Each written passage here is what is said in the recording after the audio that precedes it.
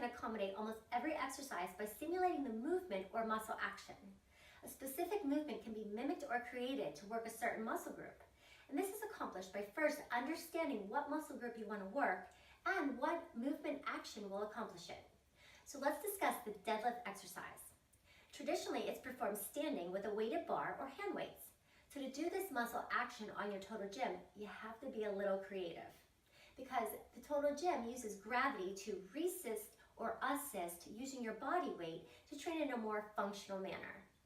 The deadlift works the backside of the body, such as the hamstrings, the glutes, the lower back postural muscles of your core, and your calves. And the muscle action of a traditional deadlift is performed by hinging from the hips, keeping your core engaged at all times with your knees slightly bent, knees in the same direction as your toes, and your shoulders are back. So I have some great exercises that you can simulate to work your hamstrings, such as the deadlift exercise, using your total gym. The first option using your total gym is a single leg deadlift. This challenges your core balance, ankle stability, functional leg strength, and using the total gym for this exercise is perfect because it develops balance, functional range of motion, and using the glide board helps assist with the motion. Plus, it's one of the only exercises that you can do using your total gym. So you'll stand facing away from your tower with the incline at a low to a medium level. Now, the higher the incline, the harder the resistance and the flexibility challenge. The lower, it's still very challenging because you have to use your core balance.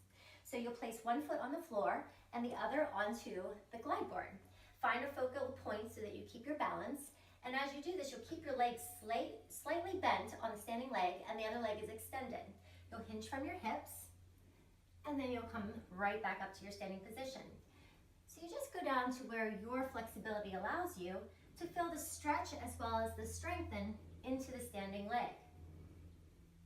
Now, if you want, you have the option to add heavier resistance of your hands, maybe a medicine ball or a kettlebell to add intensity to the movement. So be sure to do this exercise on both sides. The next option is a push and reach deadlift. This is a bodyweight movement that simulates the muscle action of a deadlift, but instead of pulling your body and resisting on the way up, you'll be pushing the glide board and feeling the stretch in the hamstrings as it lengthens and strengthens. So this is a really nice exercise to add to any routine. So how you do this is you'll place the incline at a high level. You'll straddle the glide board and place your hands onto the glide board. You'll press the glide board up the rails as you feel the stretch in the hamstrings. You're hinging from your hips and then you're standing slightly back up. The knees are slightly bent, toes in the same direction, shoulders are back, and core is engaged. Now, the higher you place your hands, the easier this is going to be because of the weight of the glide board. So if you place your hands lower, you'll feel a little bit more resistance. And the farther back that you go as well, you'll use a little bit more flexibility and strength as well. So you can play around with this different option to use your body weight and the resistance of the glide board. And the last option to try are cable straight leg lifts. So if you want to feel length of the muscle and develop strength simultaneously, then this is an excellent exercise to try. It's challenging and effective to train the posterior chain of the body.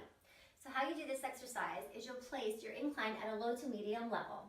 Now, if you really want to go for it and you have the strength and flexibility, take the incline to a higher level. You'll take one cable and walk away from your tower, straddle your glide board, hold on to that cable as you sit down. Place your heel onto the glide board and the strap onto the bottom of your foot.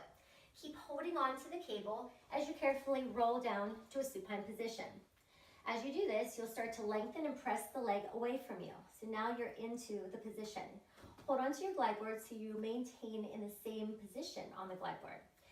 You'll let the leg go all the way up, point your toes towards the ceiling so that the cable remains on the shoe, and then press away.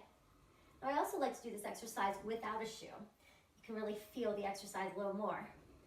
So if you have a hard time putting your foot or your shoe into the straps, you can do this barefoot as well.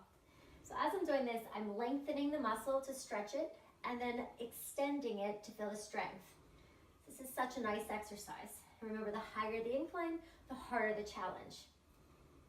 Now, to get out of this exercise, you'll bend the knee back in, grab the cable, carefully remove it from the bottom of your shoe, straddle down, and then sit back up and do the other side. These are a few examples to help perform the deadlift exercise using your total gym. Depending on your goal, some exercises are better performed without using the equipment. However, I hope you will explore these options and feel the value in using your total gym equipment.